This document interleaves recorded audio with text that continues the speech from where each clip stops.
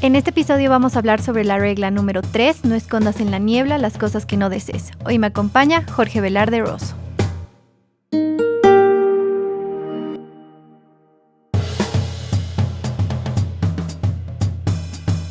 Lo interesante de este capítulo realmente, como dice el título del libro, ¿no? Más allá del orden, y ya lo hablaba el Jordan Peterson en el prefacio, en la introducción, ¿no?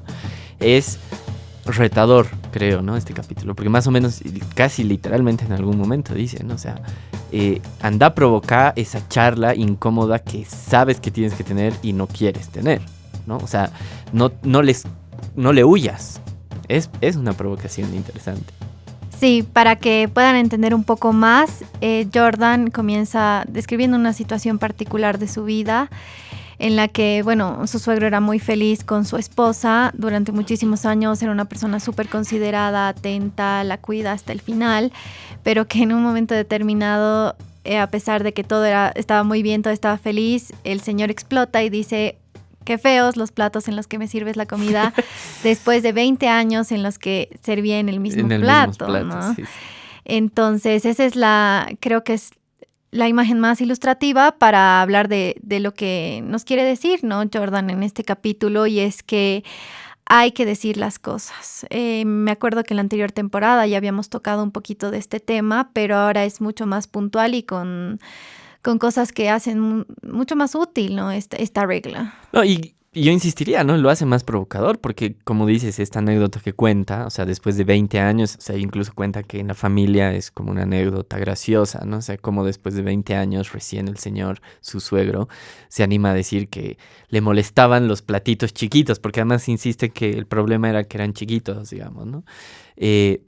Pero la reflexión a partir de que Jordan Peterson suele hacer esto, ¿no? O sea, no es tanto contar solo su historia, sino hay un montón de cosas a veces que porque son chiquitas, porque parecen insignificantes, y quizás sí son insignificantes en el sentido propio, ¿no? Pero la observación que nos hace es, si esas cosas insignificantes pasan todos los días, o casi todos los días, incluso hace típicos cálculos que le gusta hacer a él, ¿no? Entonces dice: calcula que una cosa que te molesta un día y vas a estar casado 40 años son 15.000 días. No me acuerdo qué número le pone, ¿no? Por decir algo, ¿no? Y ahorita por ahí mi cálculo está mal. Pero te hace ver en perspectiva. Claro, aguantar algo un día, una molestia, no pasa nada. 2, 3, tampoco. 100, 200, 500, 1000, ya se empieza a hacer, ¿no? Entonces, ahí va un poco sus recomendaciones. Si quieres mantener tus relaciones, ¿no? O sea, de amistad, de pareja, familia, de trabajo también, empecé a identificar esas cosas y aprender de manera inteligente, a plantearlas, ¿no? Porque, obvio, tampoco la idea es, no lo dice así, ¿no? Anda, peleate. Pero aprende a identificarlas, aprende a plantearlas inteligentemente, justamente porque el fin que tienes es mayor. O sea, es mantener bien sana la relación de amistad, pareja, familia, trabajo, lo que sea, ¿no? Claro, lo interesante de todo esto es que Jordan nos invita a decir lo que uno piensa o siente, pero pensándolo previamente también.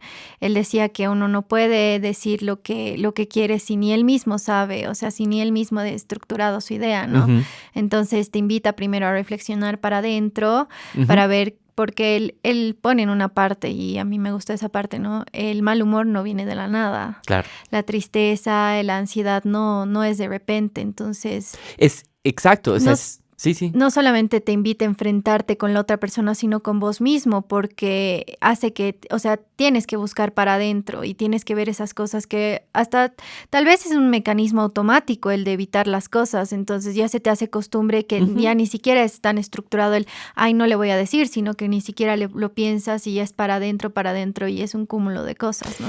Es que lo que me parece interesante es que te hace notar, y todos lo hacemos, que justamente porque son cosas chiquitas, en el momento piensas, no vale la pena. O sea, no vale la pena hacer un drama de esto. No vale la pena decirle, porque no es una gran cosa. Insisto, ¿no? Sus reflexiones sí es importante si esto se va a repetir todos los días. Y me hacía recordar una digamos, una lección que aprendí y que yo le daba en la universidad también, ¿no? O sea, nuestra vida se hace no tanto de los momentos extraordinarios que pasamos, de los viajes, de, no sé, las grandes fiestas, el matrimonio, el nacimiento, sino justamente de la vida cotidiana, ¿no? Del día a día, ¿no? O sea, el 80% de nuestra vida van a ser nuestra vida cotidiana, nuestra rutina. Y te pone justamente en esa perspectiva. Entonces aprende a pulir, por decirlo así, esa rutina para que no llegue el punto.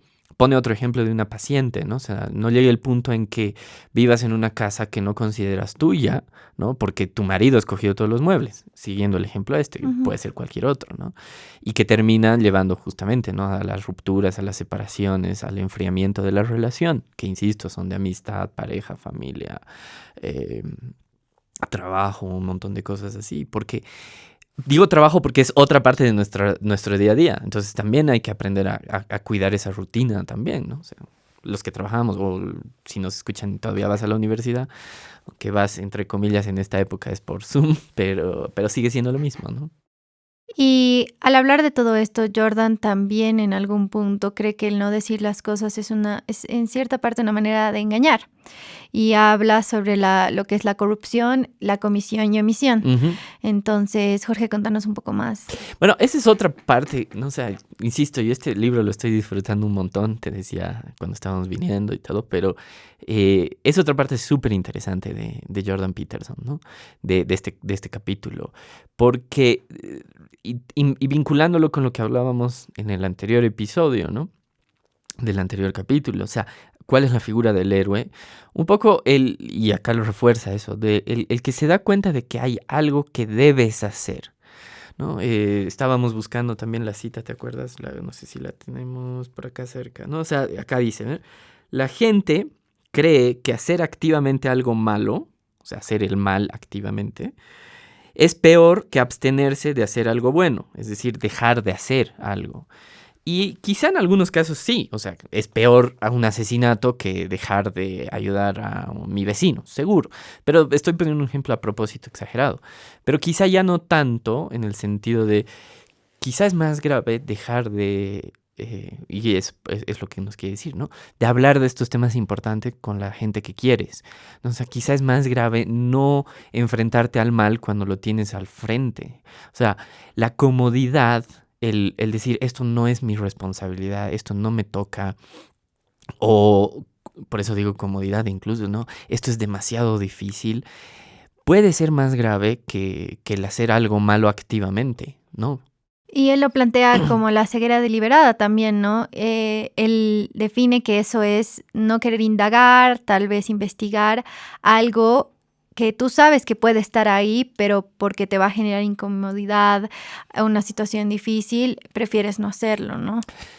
Y de hecho, o sea, me hace pensar ahorita hablando contigo, ¿no? O sea, un concepto de una filósofa, ¿no? Una pensadora política del siglo XX, Hannah Arendt, que justamente va a acuñar un término, ¿no? Que describe esto. Dice, la banalidad del mal. Dice, el mal se esparce, el mal crece en el mundo justamente por su banalidad. ¿Y qué quiere decir con banalidad? ¿Y de dónde viene un poquito este concepto? Lo resumo rápidamente. Ella como judía, ¿no? Después se va a los Estados Unidos durante la Segunda Guerra Mundial, emigra, etcétera. Y como gran pensadora la invitan al juicio de Eichmann en Jerusalén, un gran, digamos, burócrata nazi, y por eso digo burócrata, que lo atrapan y lo juzgan en Israel. Y el argumento de Eichmann es, yo solo obedecía órdenes. Y lo que Hannah Arendt reflexiona justamente a partir de haber visto a la persona defenderse diciendo yo solo obedecía órdenes es que el mal justamente se expande en este tipo de gente banal que no hace, no se da cuenta, no quiere lo que tú dices, no esa ceguera voluntaria, no quiere darse cuenta de que la situación obliga, lo debería obligar moralmente a tomar una decisión valiente. Porque ¿qué hacía Eichmann? Para cerrar el ejemplo. Él, por eso era un burócrata. Le dan el trabajo de encontrar la manera más eficiente de transportar personas a los campos de exterminio.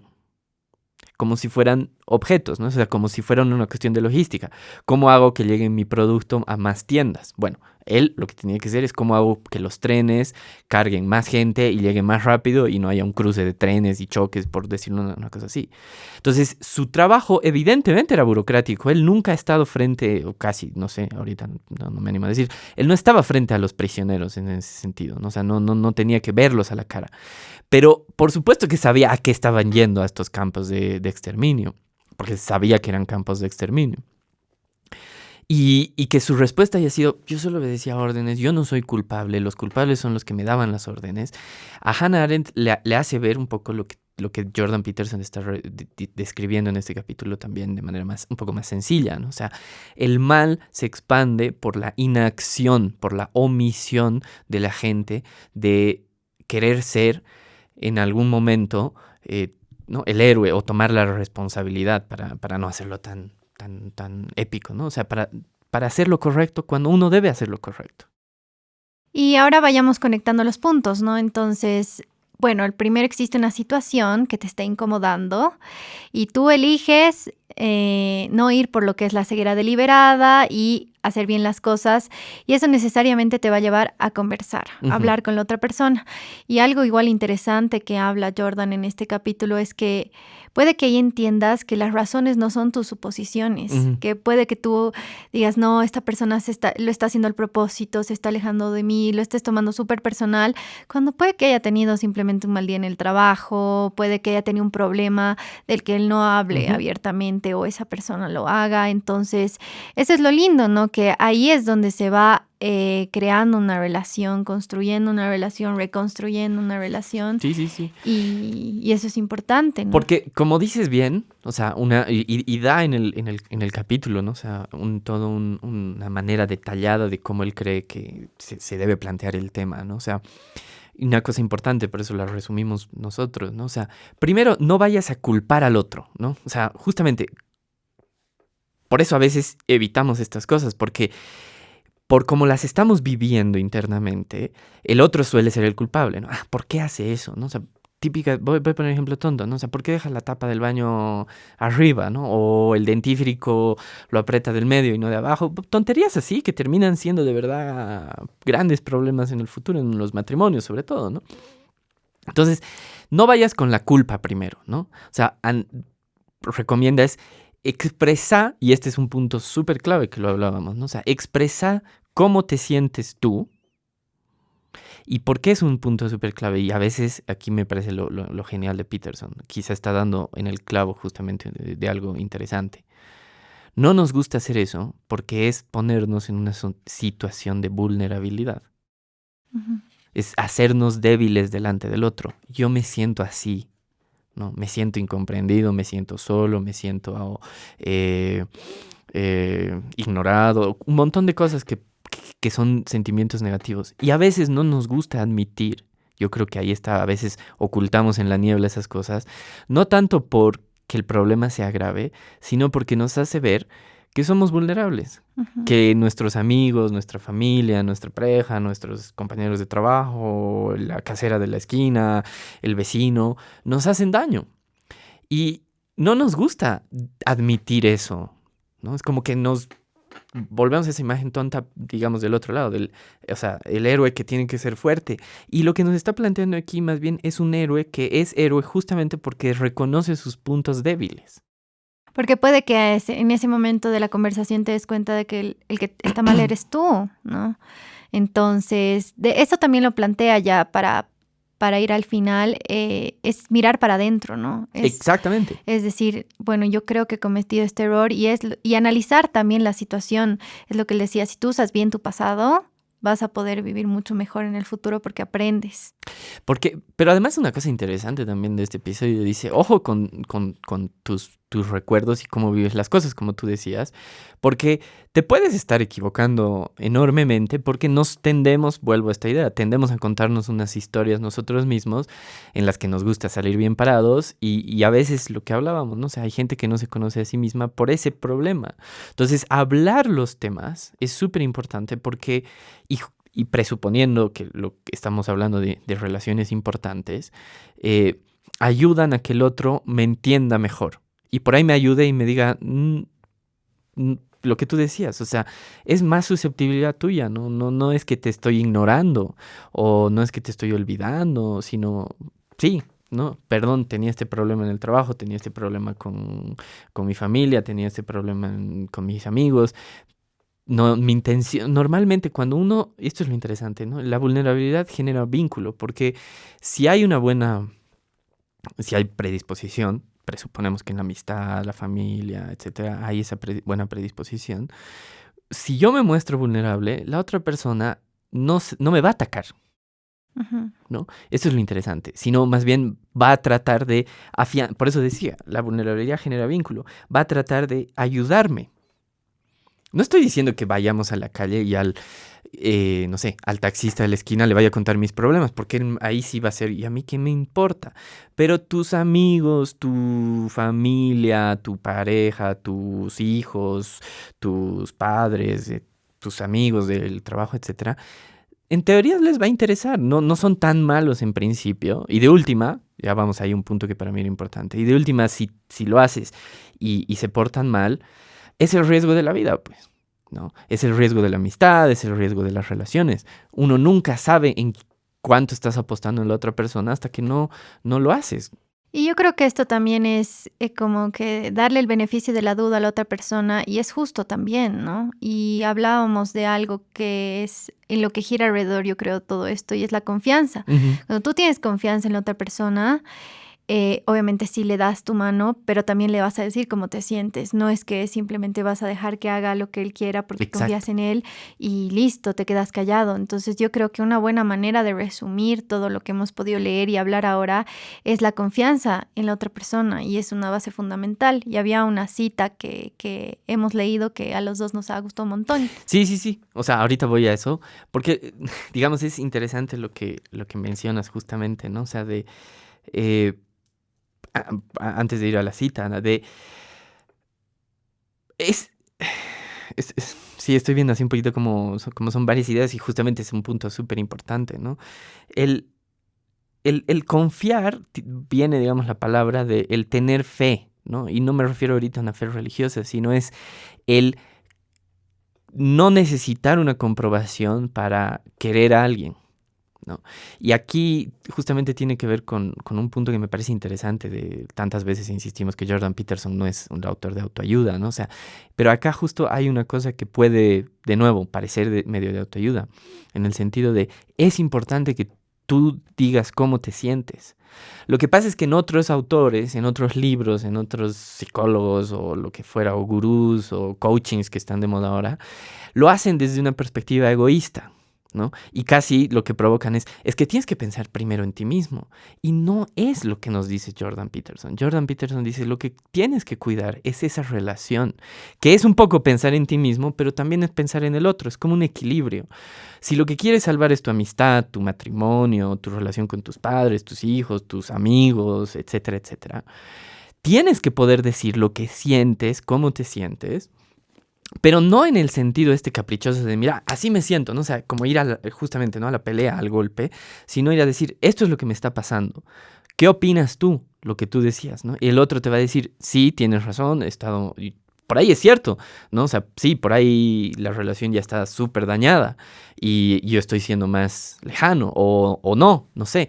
Pero necesitas escucharlo y necesitas decirlo. No es esta cuestión del capricho, digamos, de, no, me quiero imponer, lo que hablábamos también la otra vez, me quiero imponer yo, este es mi gusto, así pienso, y si tú no te adaptas a mí, bueno, fin de la amistad, de lo que sea.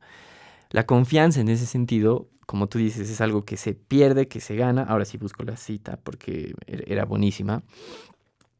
Eh, que, que depende de cada uno también, ¿no? En el sentido de decir, ahorita vemos, ¿no? O sea, comprenderlo, dice, ¿no? O sea, esta cuestión de que la gente nos puede engañar, ¿no? Dice, y están en algunos casos dispuestas a hacerlo, dice, comprenderlo te inculca un pesimismo relativamente justificado respecto a la naturaleza humana, pero, y esto es interesante, pero también abre la puerta a otro tipo de fe en la humanidad, una fe basada en el coraje, no en la ingenuidad.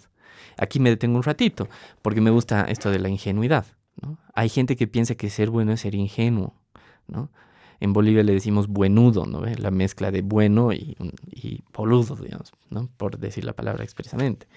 Y no es eso justamente, ¿no? O sea, la idea no es ser buenudo, ¿no? O sea, creer en la gente porque creemos que somos una aldea de pitufos, porque sabemos que no es así. Ujú. Y bueno, entonces sigo. Dice, confiaré en ti, te tenderé la mano, la imagen que tú dabas, Natalia, pese al riesgo de traición, porque es posible sacar lo mejor de ti y quizá de mí a través de la confianza. Y esto es súper lindo, a mí me ha gustado harto, ¿no? Así que aceptaré el riesgo considerable de prestarme a cooperar y negociar. E incluso, si llegas a traicionarme de una forma que no sea imposible de perdonar, esto es clave, ahorita lo vemos, seguiré con la mano tendida. Y en parte lo haré contándote cómo me siento. Y justo en esa parte en la que dice que es en una forma que no es imposible de perdonar, también resalta asumamos que la otra persona también se va a disculpar un poco y va a mostrar arrepentimiento. Y eso es importante también porque tampoco va a funcionar que la persona le dé la mano y diga ya tranquilo te perdono si la otra persona tampoco da de su parte, ¿no? Entonces yo creo que es ida y vuelta también. Obviamente, o sea, por eso esta cita es genial, ¿no? O sea, en el sentido de decir voy a correr el riesgo, lo que hablábamos hace un rato. ¿Cómo voy a saber quién puede ser mi mejor amigo si no corro el riesgo de tenderle la mano?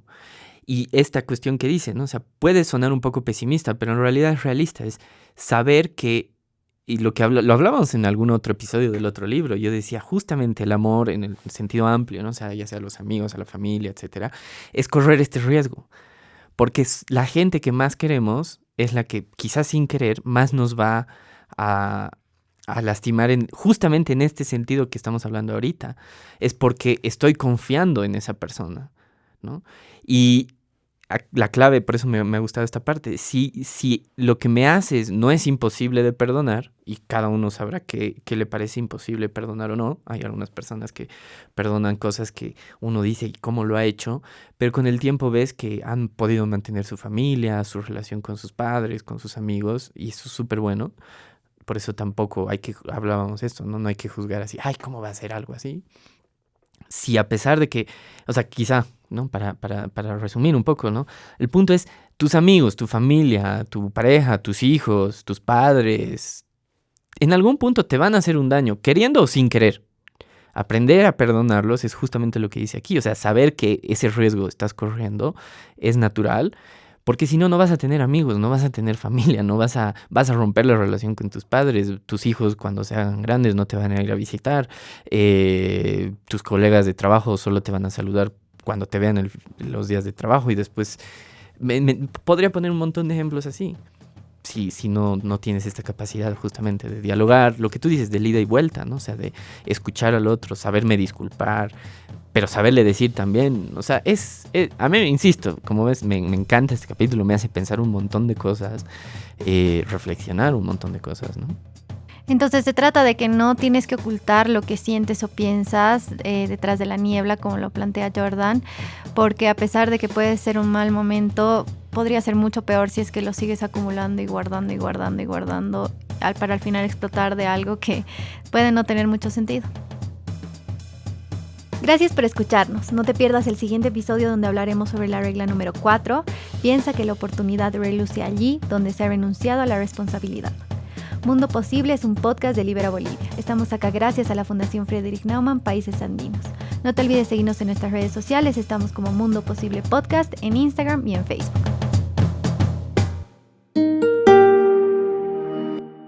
Las opiniones expresadas en este programa son de exclusiva responsabilidad de los participantes y no necesariamente representan la opinión de la Fundación Friedrich Naumann, Países Andinos.